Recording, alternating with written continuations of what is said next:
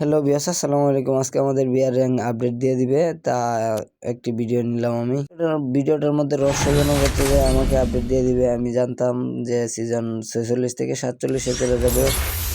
Heroic থেকে এরকম ভাবে আমাকে নামিয়ে দিবে ভাই, আমি জানতাম না ভাই। প্লাটিনাতে নামায় দিছে ভাই।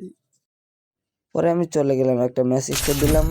প্রথম ম্যাচেই আমি স্টার্ট দিলাম, সময় কম, শুরু হয়ে গেল ম্যাচ। তাতে আমাদের 3 সেকেন্ডের মতোই চলে গেল। প্রায় ম্যাচের মধ্যে যাওয়ার পরে ম্যাচ স্টার্ট দিলাম, বিমান থেকে নেমে গেলাম।